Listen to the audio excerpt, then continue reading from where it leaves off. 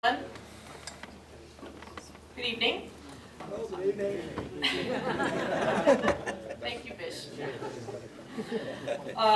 It's my pleasure to welcome you here this evening. My name is Kiran Malhotra. I'm the Executive Director for Thai Silicon Valley, and we have a fantastic session of My Story for you this evening. How many of you have been to a different My Story event?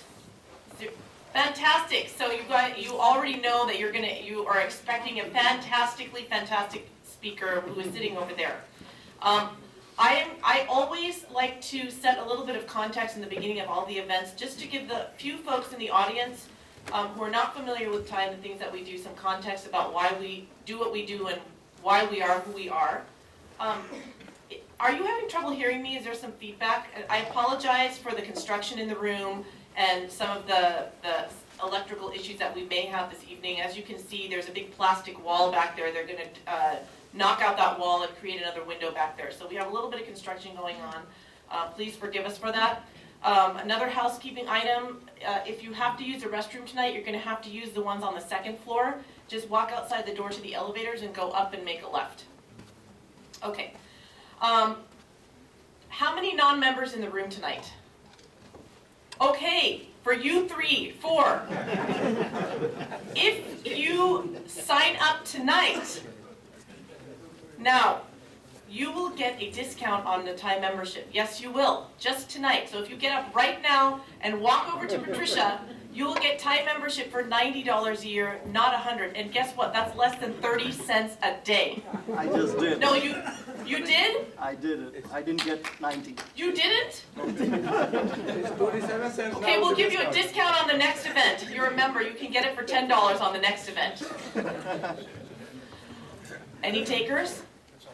Within 2 events, you can make your money back. I strongly encourage this. The offer is only good now until I start in my next sentence. Okay. So, Thai was founded in 1992, nearly 20 years ago now, by a group of entrepreneurs who came here mostly from the Indus region. And they became very successful beyond their wildest dreams. And they said, you know what? We didn't have a lot of support. We didn't have a lot of help. We would like to come together. We'd like to help other people succeed. So that's what they did. They came together. They started telling their stories. They would bring other entrepreneurs of the time to tell their stories. And here we are almost 20 years later with 57 chapters in 14 countries with the sole mission of fostering entrepreneurship. We have 3 stakeholders of Thai. We have our general membership, we have our charter membership, and we have our sponsor community. So our general members, must have a lot of you in the audience, and then we have our charter member community. These are folks who are serial entrepreneurs, very successful entrepreneurs, high-level corporate execs, and they are invited to be part of this community. And we ask of them the one very important thing, probably the most precious thing you can ask of somebody, and that's their time and their expertise. And they give it to us freely. In fact, they pay me, and then I get to pick their brain, and you get to pick their brains and ask them for advice. They provide the chairs for some of these programs, and they really will give back to this community in a way that I have not seen before. It's very unique to Thai, I think. So we have several charter members in the room. Can you raise your hands for me? All charter members? Raise them very high. So all of you who are non-charter members, you should find these people and go and sit next to one of them or 2 of them or 3 of them, however many you can find tonight, because I can guarantee you that you will make an excellent business connection, probably a friend and a mentor for your life. So find them and go at least introduce yourself to one tonight. That's your assignment. That's one assignment.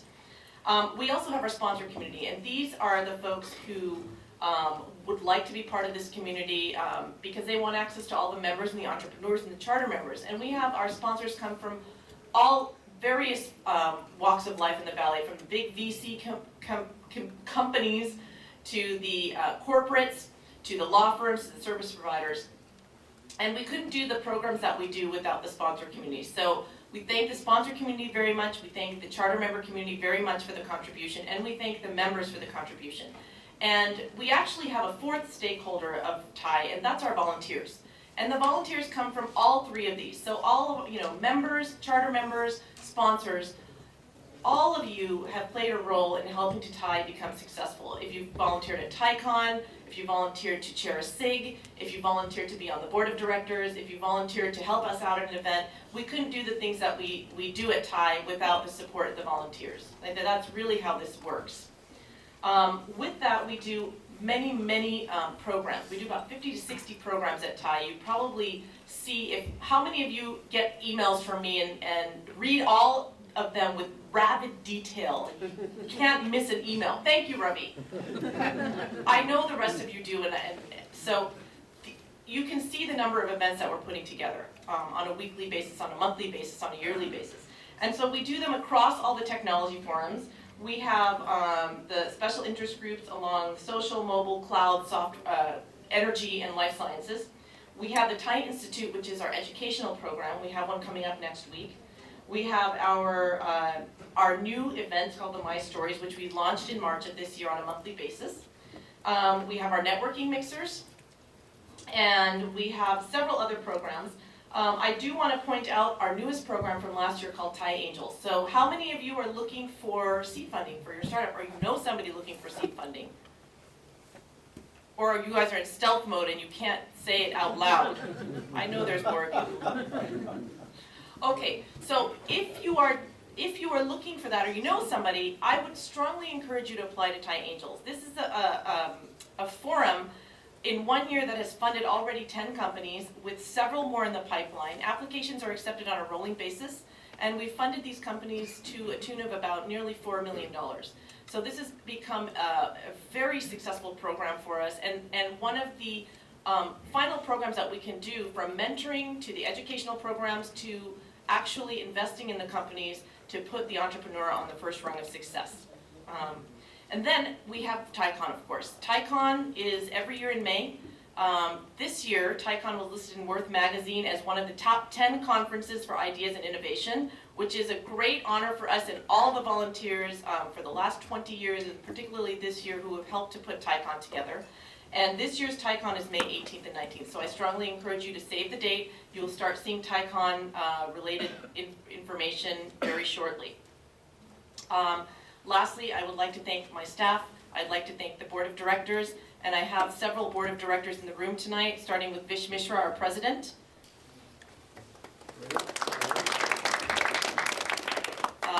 Naveen Bisht, who is our chair of programs, who helps to really oversee the programs. He's also on the steering committee for TIE Angels. And Paul Singh, our marketing chair. And I thought Sanjay Mittal, our systems chair. So thank you to the board of directors. Thanks to the staff, and thanks to all of you for attending the event. And without further ado, I will pass the mic over to Naveen Bisht, our chair for this program and our chair of programs.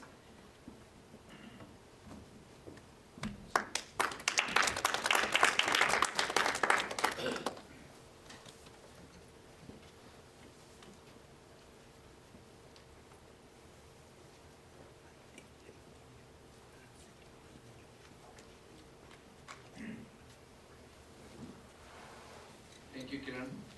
I always love it when Kiran is here and she does the introduction, because she can get everyone mesmerized. And those who are not members, please make sure you become members as you continue to hear the stories, the way she tells about TIE. So really appreciate it, Kiran. And by the way, she and only staff of 2-3 people, rest all volunteers, let this organization do so well. So please, let's give her a big round of applause for her.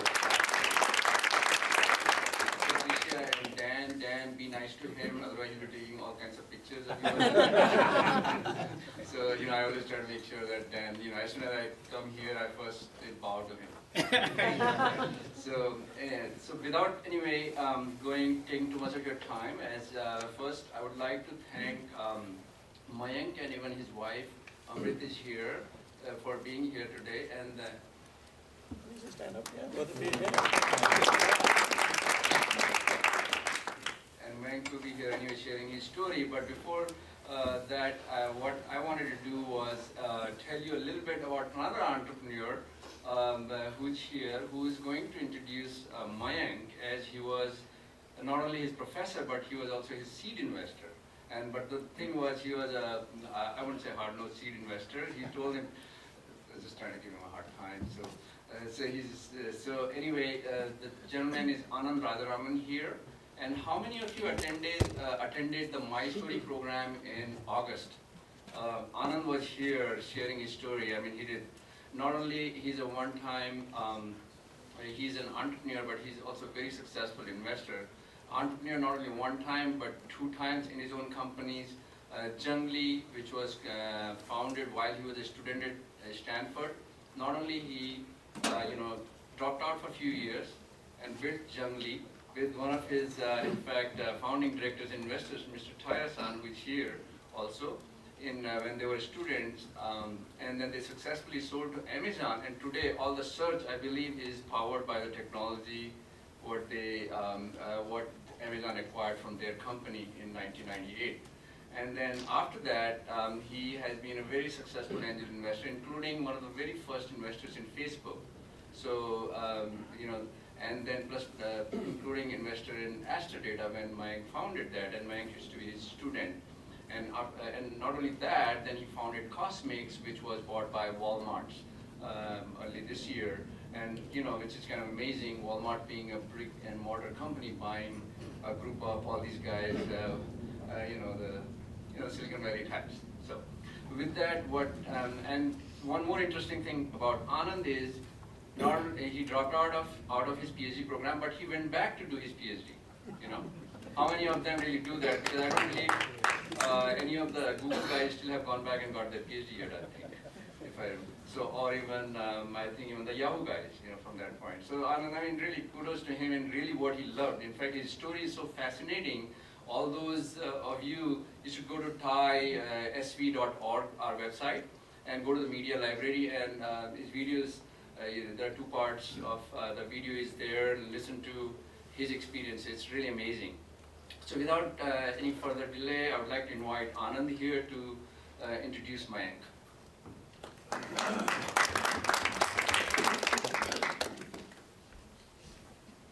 Thanks, Naveen. It's actually quite strange and surreal in some ways. I was just here like a couple of months ago, and it was my story. I was talking about my story, and it's very interesting that just 2 months after that, I'm introducing Mayank, right? And he's talking about my story. And when I was here 2 months ago, talking, telling my story, Taya-san introduced me, and as Naveen mentioned, Taya-san was a seed investor in my first company, Jungli. Right? I come from the academic world, right? And in the academic world, people like professors track their descendants very carefully, right? So, if somebody advises a student, a professor advises a student, and the student gets a PhD, and then that student then goes on to train some other student who then gets a PhD. So then the third student is called the academic grandchild of the earlier professor. And then by the time my professor, Jeff Ullman, retired, he had not just academic grandchildren, he had academic great-grandchildren as well, right? So in a very interesting way, Mayank is an entrepreneurial grandchild of Taya-san, right? So because Taya-san invested in my company, then I ended up investing in Mayank's company. The cycle of Silicon Valley continues in a very interesting fashion. So you're an academic, you're an entrepreneurial grandfather, Taya-san.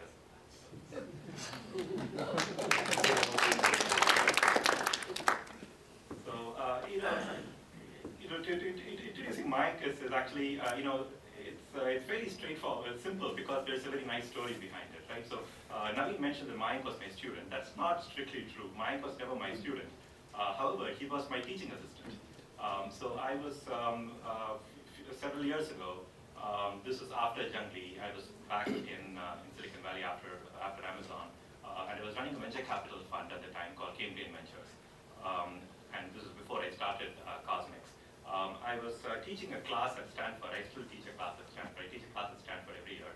That year I was teaching, the class I was teaching in the computer science department. It was a class called Distributed Database Systems. And it was a master's and PhD kind of course. We had about 30 or 40 students. And Mayank was the TA for the class. And that's, I run into Mayank occasionally in the past in the computer science department, but that was the first time we really worked together. And we had a good time. We got to know each other, and Mayank would tell me about his research work, and so on. So I, figured out, during that interaction, I figured out this was a brilliant guy who, who was solving really tough problems in computer science, and my estimation of him grew during that period. But another interesting thing happened as we were teaching the class, right? As we were teaching the class, we realized that the stuff that we were teaching was getting outdated as we were teaching it. That's an interesting realization to have, because we were talking about all these distributed database systems that had all these databases running on big servers connected over wide area networks and things like this. And in the meantime, the hardware standard for analyzing big data was changing as we speak, and even the word big data had not yet been coined by then. But the hardware architecture of commodity, kind of Linux nodes connected by gigabit Ethernet. So that architecture, hardware architecture, was emerging, and we were just not covering that in the class because nobody had actually built a system to harness that infrastructure to do large-scale data analysis. And it was, also it was very clear to us that the amount of data in the world is sort of increasing at a very rapid rate, right?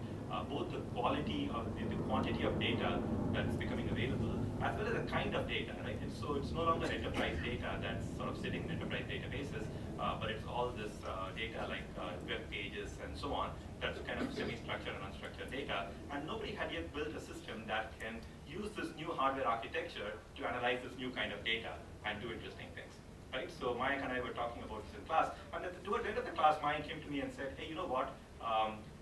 I want to start a company, and I want to solve this problem.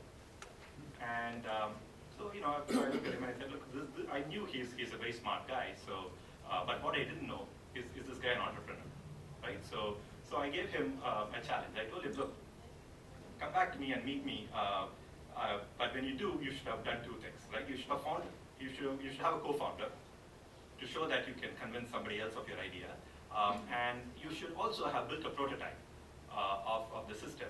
And that prototype, I mean, there's a benchmark that we use in the database space. It's called the TPC benchmark. Your prototype should, on a price-performance basis, if we do the appropriate math and extrapolate, be better than the best system on the TPC benchmark, right? So this was kind of a small kind of test that I, set my. Actually, it's a very tough one, right? And then I forgot all about it, right? But in a couple of months later, Mayank comes back to me. And he says, look, I've not found one, but I found more than one co-founder, and he's going to tell you about it. He's found a couple of co-founders. And moreover, here's the system, and here's the math to prove that it does better than the best PPC benchmark. And I wrote him a check, right? So that was, that ended up being the seed funding for Aspera Data, and then the company went on to great heights, as you'll hear Mayank talk about, resulting in the acquisition by Teradata. So what attracted me to Mayank is not only is his intellect, I mean, so clearly he's a very, very brilliant guy, but also the fact that he's a real entrepreneur, he's scrappy, he gets things done, right? So you need to combine the intellect with the scrappiness to be a true entrepreneur, and that's what Mayank has. With that, I'll let Mayank come and tell his story.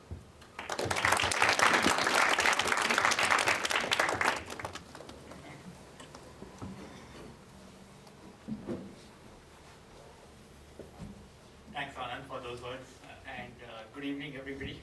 I'm very happy to be here, especially talking about my story. In fact, it could as well be my co-founder's story, because we went through such similar experiences that he could be here talking about his stuff. And he's Greek, so you wouldn't follow his accent, but you can follow my accent, so I'm here. So I'm a first-time entrepreneur, so I'll just talk about what we went through as I saw it. It's the first time we did it. Some things worked, some things didn't work, and we had to work very hard to recover from them. And it's all fresh in my mind, so it is what it is, and I'm going to talk about it. Hopefully, it'll be interesting. So, like Anand said, my roots are in academia. I was at Stanford.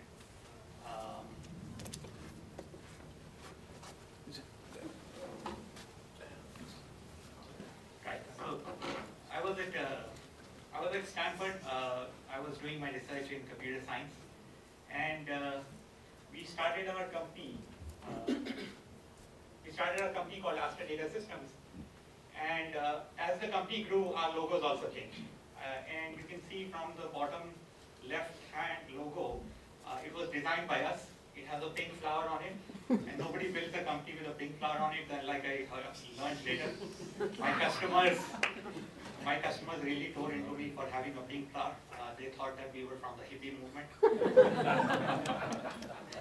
And then we changed it to be Star Trekky, and then real marketing took over and made it Aspera.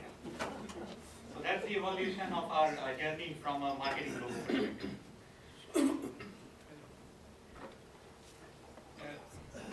Thanks. But it all started from me and my co-founders. That's Tasso in the picture in the middle. He's the Greek guy. And there's George on the right side. He's a Romanian guy. So it was pretty interesting. It was started by 3 non-US citizens, right? And we bonded very well together. It was amazing for 3 different societies, 3 different cultures, and we went on to do some interesting things together. So my preparation going into the company was pretty straightforward. I came to Stanford wanting to do good research and hoping to join IBM Almadal Center because that's where good database research gets done, right? And we started a project called Stanford Peers Project. That project had a lot of really good people. I was being mentored by Hector Garcia Molina and Rajiv Motwani. A lot of people must know Rajiv Motwani. He was an awesome guy. I think we'll miss him. We're still missing him in the valley. He definitely helped us a lot. And then, as serendipity would have it, I really needed to take a course. I had to show that I had taught as a teaching assistant a course to get my PhD. And Anand was luckily back from Jungli, so I paired up with him to be his teaching assistant. So that course was titled Distributed Databases, and I thought I knew something about it because I was working on peer-to-peer distributed large-scale systems. So I wanted to go and be Anand's TA. Because Anand had such a good history, I really wanted to learn from him with him. So we were teaching, he was teaching this distributed databases course. I was sitting in the back listening to it, and I realized it is all 1990s technology, right? Why are we still teaching 1990s technology? It's 2004, it's, come on, the world has grown up, like Anand said. So towards the end, I said, look, whatever I do, I can design a system better than this, right? So in my cockiness, I went to Anand and said, Anand, we can do something here. So of course, like Anand said, he gave me a test, right? And the test was, flesh it out. So basically, our idea was very, very simple. And one of the things I really liked is our idea was very simple. So our idea was, let's build a scalable platform that can do rich queries on big data. Right? Rich queries will be richness in that they are operating on structured, unstructured data, doing graph processing, things like that. And it has to work on very big scale data because we were convinced that the old generation technology would not scale. So the idea was pretty simple, it was pretty technical and so on. Right? But to make it real, we needed to do a few things, right? The 2 things that Anand mentioned. And then I'll talk about another thing that we went on to do. So so first of all, this was my first real job, so I really didn't know how to go about doing it. So I reached out to a lot of collaborators. I reached out to people who were working with me in the research group to see how we could pull together, come together and do something. I also reached out to my friends in the business school at Stanford, because they were studying business and they knew how to write a business plan and talk to customers and things like that. So I took 2 MBA courses so that I could learn these things. In fact, I remember the first email that I had to write to a customer, I took 2 hours to compose it. And that was just requesting for the time. That's how naive I was. And then, I got an A-, and I was very angry at the Stanford professor who gave me an A- because it ruined my 4.0 GPA because I wanted to go to do research. So that was pretty useful. And then as we were working, we thought, Tasso, me, and George thought that we would do something for extra credit because if somebody gives you a problem in academia, you have to go solve and do extra credit also. So the extra credit that we worked was, we would actually go talk to customers, right? Not just build a prototype, not just show a technology, but we would also talk to customers and see would anybody use what we are building or not. And so we actually went and talked to about 75 odd prospects. We talked to Walmart, we talked to Amazon, we talked to Gap, we talked to Kaiser Permanente, we talked to Google, Yahoo, we talked to a lot of companies, just to understand how they're dealing with data. And I think in hindsight, that was one of the best things that we did before we started, because we really, built an intuition about what's going on here. And then we built a prototype that worked really well. That prototype was built on servers that we bought using our credit card. And I remember we ordered them from Newegg and we assembled them ourselves. And we hosted it in Tasso's apartment. The bottom picture is in Tasso's apartment. And it was winter and he had to keep his windows open. He was the only room in the dorm that had his windows open January because these 5 machines were generating so much heat. So it was really fun. We were discovering something new and we had never done it, so it was fantastic. And in fact, if I remember back, that was the best thing that we had going. The 3 of us, me, Tasso, and George, had really diverse backgrounds in computer science. And so we would talk to each other and we would discover new interesting things in the product and technology. And I think those discussions eventually cemented things for us as we built the company, so that we could have trust in each other. And I think that gestation period of our relationship also really helped. So it was a fantastic time because we were designing for something to be done from scratch. And as we were discussing, we had an interesting thought, and that's how I'm going to talk for the rest of the talk. I'm just going to go from anecdote to anecdote and make some observations, and hopefully it all makes sense in the end. So when we were designing it, so we had a very interesting thought. We said, look, we are going to build enterprise products, right? So how do we design an enterprise product? So we went and talked to a few architects who had done it before. So a theme emerged that, if you think about what you're going to build, it will take 3 years for you to build a product that will hit the market. Right? It always takes 3 years. With QA cycles and beta releases and all these things, right? It always takes 3 years. So what they would say is, go do your research, figure out where the world is headed. You can see from today 1 year outwards. Project it out 3 years and go build it, right? Now, we didn't like that idea because we thought this was such a new field that things would change pretty quickly. And indeed, we thought that, how do we know if the trajectory suddenly doesn't go like this, right? We wouldn't know. So what we decided that, if the world goes like this, then we realized that what would happen is there would be a market and product gap. And this would lead to a lot of scrambling 3 years later when we were running out of funding, for example. And investors were shouting for, show us traction, show us revenue, and we would be scrambling to do an alpha release or a beta release and change the product slightly in another direction, and that would not be pleasant. So we decided at that early point of time something that I thought was very interesting, right? So we said, look, we'll not plan out our roadmap for 3-4 years. We know broadly where we are going. Let's keep only a year or so out in focus, and we will promise that we'll drop a release every year, and this release should be ready to go to a customer after every year, right? And I think it was we didn't know any better, so we made the decision. Otherwise, anybody who's built an enterprise software knows the cost of putting out a release every year, right? QA cycles and a lot of other things. But we committed to it, and so we built everything from this perspective, which again in hindsight proved to be very useful to us. So we said we'll do this customer-driven development, but of course you need a customer for that, right? And we were starting from scratch. We had nothing, no design partner, no customer going for us. So what do we do? So we said that, look, one of the things learning from the 75 people that we talked about was that, look, it's very hard to ask a customer what should we build for him, right? It's very hard for him to tell us. Most probably he would tell us that go build a better vertical. But we thought that it would be interesting to read between the lines and see, what problem does he want to solve, right? Then we can go back and solve the problem for him. So with this in mind, we really wanted a customer. We were really desperate, and we decided that we won't go back to Anand until we had a customer. Right? That was the strategy that we had.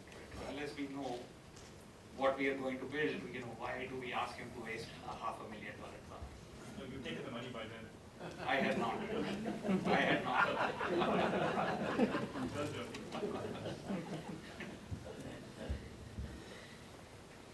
So the way we went going about finding customers was that we worked our network, completely unashamedly. Like we went and talked to people and pushed and cajoled and told them, tell us somebody who wants to solve this kind of a problem.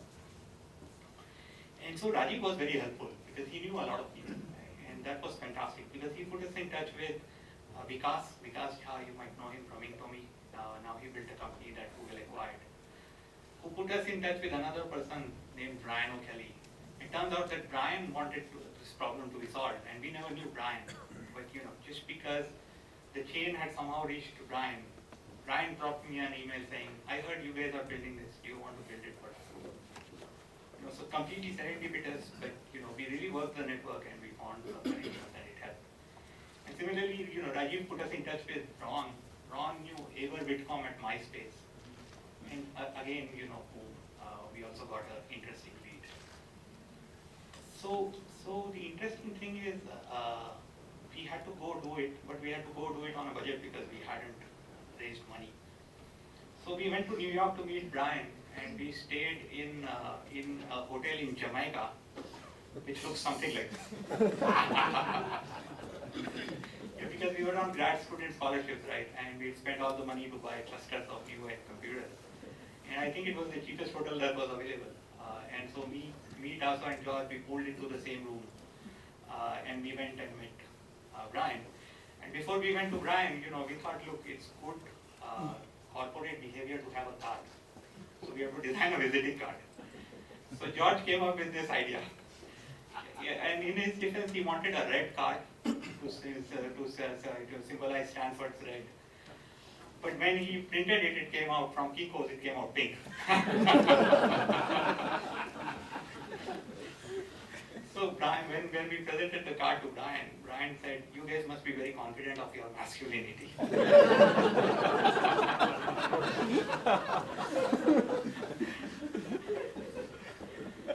But it is what it is, we were on a roll. So we said, look, all we need is one customer to believe in us, right? We don't care about convincing all the 100 people. Just one customer will do, and we'll win the war one at a time. So the focus was, not get rejected by everybody else, and so if we can convince Brian, we are in the game, right? And he got convinced. So he really wanted that problem to be solved. His advertising network was growing like crazy, and they were storing all their data in MySQL databases, and they were, it was a lot of management headache. So he said, yeah, I trust you guys. Here is some consulting money to show that we want to do something with you. If you can do it, come back to me, right? And we were over the moon, right? We got a check for something like $10,000, and it was fantastic. We even talked about framing that check and not cashing it, but then we cashed it. So that's the story of how we got started. We got our first initial prospect customer who wanted to agree to work with us. So here's an observation, right? So one thing I observed that in the early days we benefited a lot from serendipity, and we put in a lot of work, right? So it was serendipitous that me, Tasso, and George got together. It was serendipitous that Brian agreed. So one thing in hindsight is I think serendipity likes hardworking, well-intentioned people, because we were naive, but we were well-intentioned and we were eager to get going. And I think it was serendipitous, as you saw. Ryan was 2 or 3 hops away from us. It was serendipitous because we were actively working the universe. So eventually, the universe had to send a good thing back to us, right? And I think that's what happened. So if something I would ask first-time entrepreneurs to take away is don't feel ashamed. Just go work the universe, and something good will happen eventually. Then we were ready for a seed round. So then we went back to Anand, and we raised about $1 million, and Anand really led the round. We asked Anand to join our board of directors. That was a wonderful decision that we and Anand took, and he joined our board. And from the very beginning, he's been with us as our board of directors. And then, so we also raised money from David Sheridan, the Stanford professor. We wanted to work with him. George had worked with him before, and Tasso was David's student. And 2 other angels who I think were really helpful to us. One is Josh Koppelman. He runs First Round Capital. I think he was just about to start that fund at that point of time. And the second person is this awesome person. His name is Ron Conway. Just like Rajiv was selfless in helping people, Ron is selfless in helping people. So if you ever meet or get to know Ron, I think he's an awesome guy. So that really helped us, and that really teed up our angel round.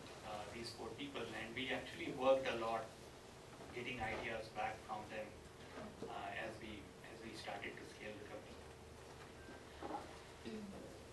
Right. So in hindsight, I think starting from a clean slate is a huge benefit. We didn't know anything better, so we went out and did things that sounded right to us, and some of them were wrong, but a lot of them were right, and so it helped out. And our observation was, eventually, first of every kind is very important. It has a huge influence. So getting the first investor right, sets the tone for the next investor. Getting the first board member right sets the tone for other board meetings and board members. Getting the first employee right gets the tone of the company and the culture. So my observation was first of every kind is awesomely important, and if we don't get the first right, it's time to get rid of that asset and just move on, right? Because it's not worth it to carry that person, that asset along. And that's true even for customers, I think. So then that's how we started, and then we had the money, so then we had to work very hard, because now we have committed to other people on what we will do with their money. So a lot of hard work started. We decided that we'll take minimum wages that was allowed for H1B members, and then we worked 6 days a week. We went out and got 5 other engineers who we really liked. They were awesome people. We knew them from Stanford, and we got them together, and we actually delivered a release, our version 1.0, which did some interesting things. And 8 people wrote that program, right? That's it. 8 people wrote a database program, and I think it was possible because the other 5 persons were very, very strong. So we were very stingy with our cash. So it helped us put, we went nearly 2 years before we had to raise another round of funding. And we set the bar very high for recruiting. In fact, it was an achievement to get into Aspera engineering. I think it continues to be a good thing if an engineer gets into Aspera. I think he feels pretty proud to be in the company. And that helped us because then we knew that whoever came in, we wouldn't have to look over his shoulders all the time to see what's going on. He could be independent and achieve more things. So then our goal was, work very, very hard and build something so that we can ship it to that customer and simultaneously try to get more customers. So we worked very hard, built out a team. Eventually, on seed funding, we reached nearly 15-20 people. Again, we built it incrementally, slowly, about 1 engineer a month or something like that. So it was a fantastic team. I think all of these guys are really awesome. You know, if I get an opportunity, I'll work with them, all of them again. And while we were building a team, one thing that we also did pretty well is we celebrated a lot of things, right? So it didn't matter whether the win was small or large, whether we got a customer or we just made a new hire, or you know, somebody solved an important problem. We would just go out and celebrate it, and it was fantastic. It brought the team together.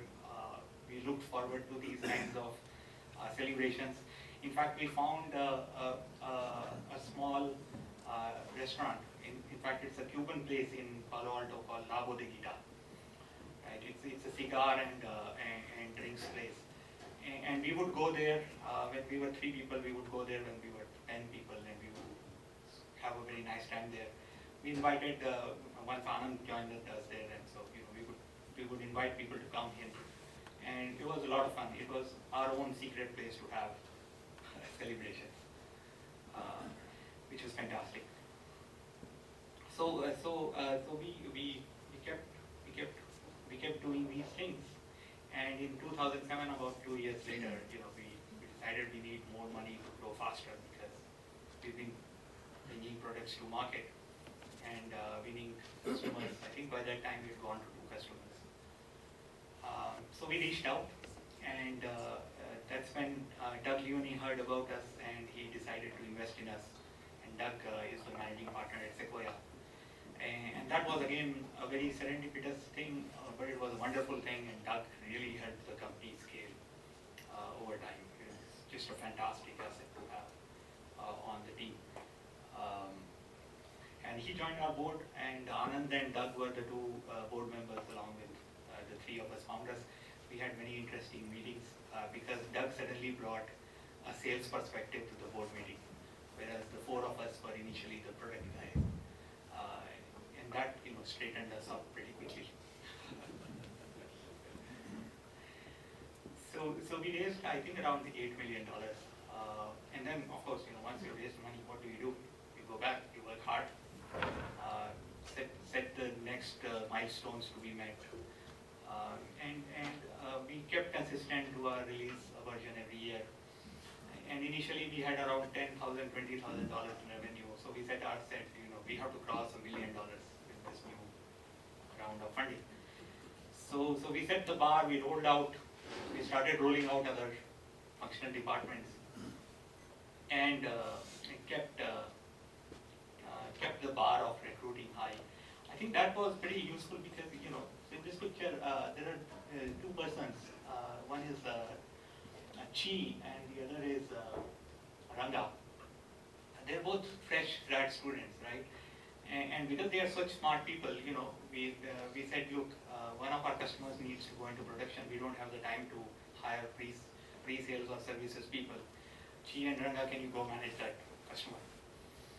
And they took away from their engineering job, dove right in, wrote a manual on the fly, took education training classes at the customer, and they just figured it out as they went along. And later on, I kept hearing good things about them from the customers, so much so that they are both now in full-time services. They don't want to go back to engineering. Very happy, because they're really good at it. But what mattered was they were smart enough and nobody trained them, and they figured it out. It was awesome. And, you know, scaled the team grew. Again, the quality was pretty high. A lot of these guys are pretty good persons. You know, we're tracking them wherever they go, and I'm sure they'll do great things. But one thing you'll notice is most of the team is very young. You know, very, very young, and you know, we were in that mode of hire people and celebrate wins. So we had a lot of fun. We kept going back to La Bodeguita. We did a taco trip. We played poker at our office and stuff. These game celebrations, I still remember them. You know, these are the things that are good, that stay in mind. But then what happened? We became too large for La Bodeguita, so they actually banned us. You know, once they kicked us out, because we would go and disrupt the rest of their customers. And then anytime you would call in, they would say, no, please don't come back again. so we lost Labo Degida after that point of time. So one thing that I observe, the first time entrepreneur thing, you can interpret it as you want. But I think culture is a byproduct. You cannot curate culture, is my sense. It just happens. Startup life is too busy to do all the things that need to be done for somebody to think about how to curate a culture. So I think people are attracted to similar people. That's how recruiting happens, and that's how the initial team starts to define the culture. It's because they hire people in their own mold. So this is another reason why we need to get rid of bad assets as soon as possible. Otherwise, they start corrupting the culture. And then we were off. We were growing more, and then we decided that we would want to raise Series B because we had to build pre-sales, sales, services, support all these organizations. And by that time, the big data market was starting to come together. Gartner was recognizing it, and they recognized us as a leader. So we said, look, let's go raise some more money. Right? And we were preparing to do that. We had prepared our presentations for fundraising. It was around June or July. We got meetings after the vacations ended for September with various venture firms, and the crash happened on us. So suddenly, every week it seemed the Dow would drop 8%. It was a common thing to do at that point of time, I guess. And that was, that hit us exactly on the first week of our fundraising effort. And we hadn't raised that much money, and we were skating very thin on it. And that was a very scary period that we had. And on top of it, then Sequoia Capital made a presentation. Good times are over, bad times are here to stay. Forget everything, cut deep, cut fast. Don't hesitate. Right? It was like the absolutely worst timing could have happened while we were going fundraising. Right? And of course, what happened was other venture capitalists heard this, and they withdrew. Right? And it almost became like a buyer's market, which is amazingly bad timing for us to raise Series B. So when venture money dried up, and then valuations dropped dramatically. In fact, when we went out to raise money, I remember the first offer we got was 2.5% above the post money of our Series A. Right? That's how bad it was. 2.5% above after 2 years of work, and in this emerging market. So we would go to these VC meetings, and the partners would not show up because I guess they were all hitting refresh on their Fidelity accounts.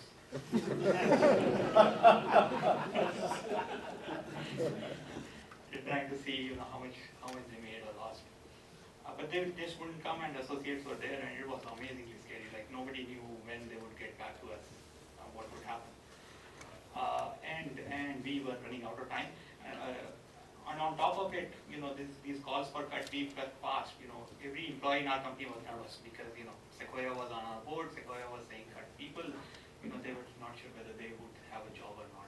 Because hey, we have to cut and save money, and we are in fundraising, and we haven't raised money yet. So we had to work extra hard just to calm things down, right? So the one idea that we presented to everybody is, look guys, it's not that we have to raise a lot of money. All we need to do is convince one customer. If we convince one, all we need to do is convince one investor. If we get one investor, it doesn't matter what the 99 other investors are doing. We can continue to build our company. And there's no way I'm going to let you go because look around you, all the talent is amazingly good, right? You would not want to lose this talent. I think that message hit home and people were calmed down. Otherwise, it was pretty scary because they were thinking that we should go join Google or something else at that point in time.